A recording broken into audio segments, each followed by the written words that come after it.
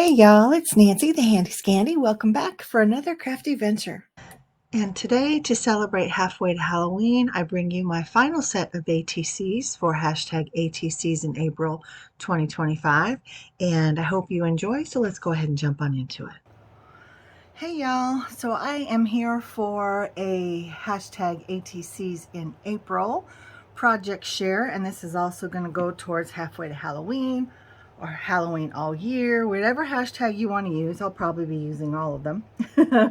But these are the cute little ATCs I've made. I'm going to set them aside and we'll talk about the products that I've used, and then we'll come back to the cute little cards. So I'm just going to set them up here, kind of out of the way. Not sure if you can see them or not, but I started out with some gel plate prints that I did at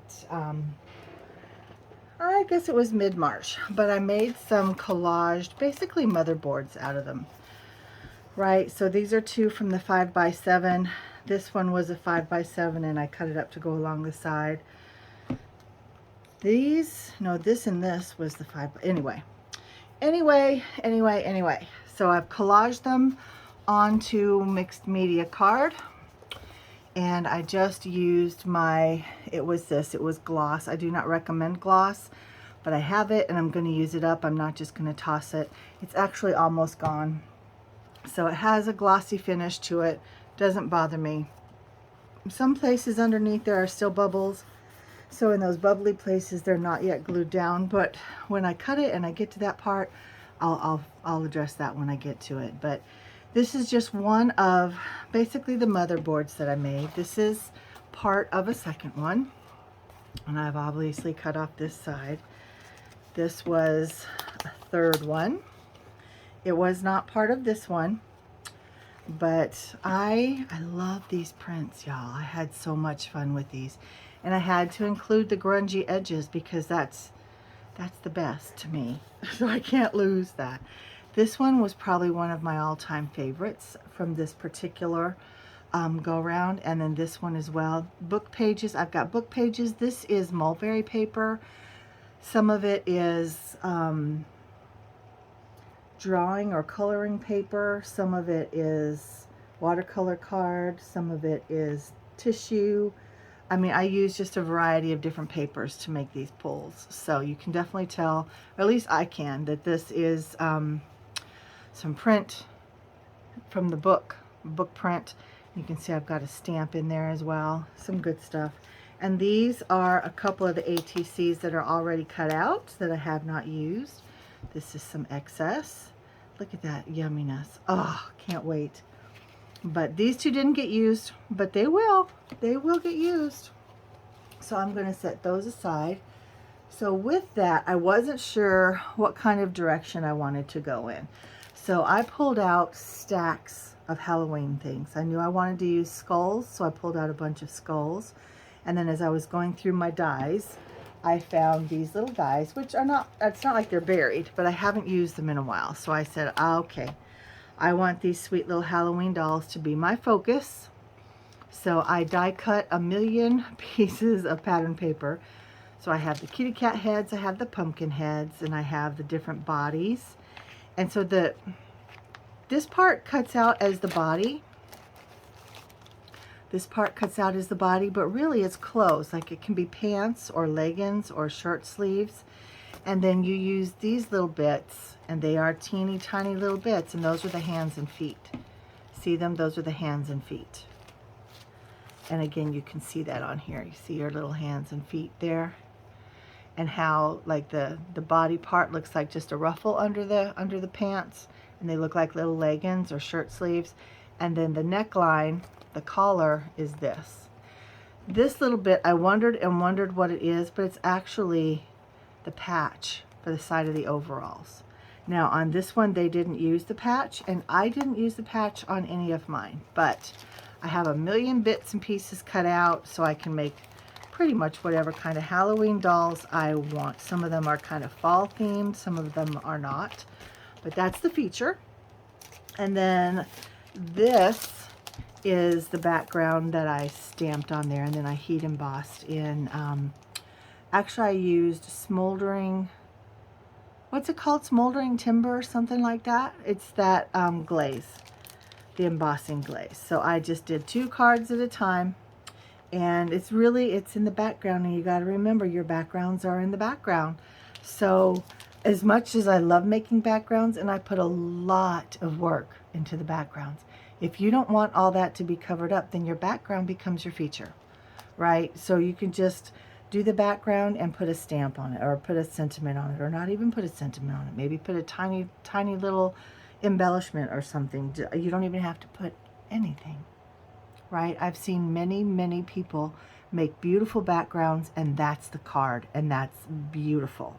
So just keep in mind that when you're making the backgrounds, if you're going to add to it, the background is just the background. So you don't have to worry, you never have to worry about perfection. But all right, I digress. I'm sure you understand what I'm saying, and then I'm going to move on. So in my stash, I pulled out a stack of trees. So I have some trees, and then I have a bunch of different fences cut out. So I used this fence, but these were already cut out, right? They're just in my stash. But I have this. Oh, that's a foot. Look, that's a foot. Let me set that aside. We don't want to lose that foot. So I have this fence, and then this fence as well. Now these other backgrounds and elements are from art by Marlene, but this fence is definitely part of my stash here. Those two. And then there's a third one that I wasn't able to pull out to show you. So, but that's what these are. And then the trees are from, let me see, do I have easy access? Excuse my reach. I don't know if I have it out. Yeah, this set from Hello Bluebird. I also use this ghost in another project, and these pumpkins are one of the pumpkins on there as well. So the trees, the ghost, not on these cards, but on some other cards. So the tree and the pumpkin. The cat as well. I thought this cat came from a different set, but the cat, there's a little kitty cat on here too.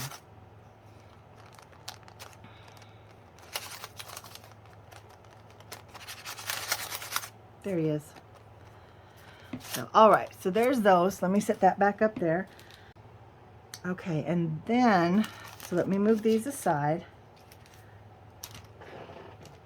because I also used these clippings. Now, I only took 1 or 2 from the Halloween 2024. The other ones are from an older set, and I don't have the cover sheet for that one. I'm trying to see what the back says. TH93719. I don't know what year. If it says it on there, my eyes aren't picking it up. So anyway, it's a lot of the same little clippings and sentiments and partial sentences that are from this particular ideology sticker book, but this old one doesn't have like the mug shots and the other stickers and things, but lots of fun sentiments in there. Let me move these aside. And then, was there something else I wanted to show you? If there was, I guess I'll get to it. But finally, I also used moss. I have this whole jar full of moss. I thought this was a fun way to display it versus just it being shoved in a bag in a drawer. And ultimately, when I'm getting down to space issues, this may go away if I have other things that I need to put out. And this can go, I mean, because it can shove down pretty small, right? So that can take up much less space than it currently does.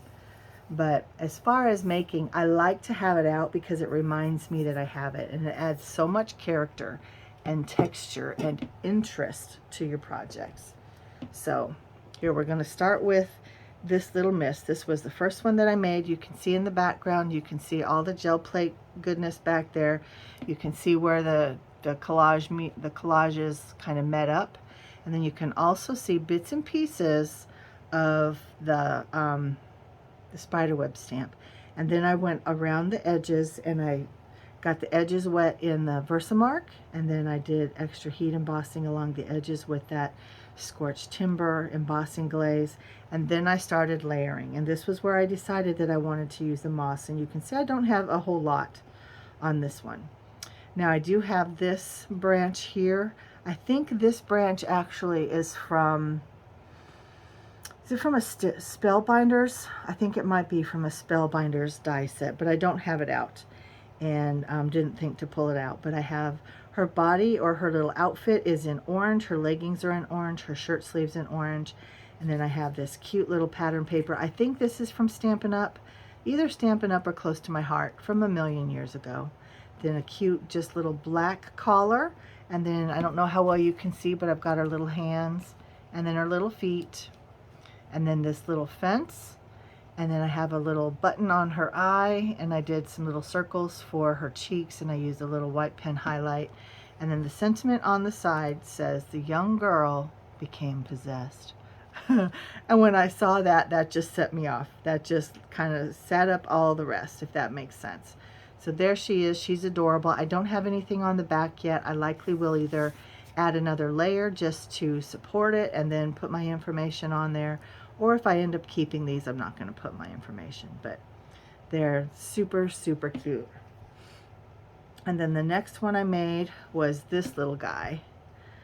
So cute. Again, a green shirt and little leggings underneath, and then the spiderweb overalls. So dang cute. Some more of the moss and the fencing.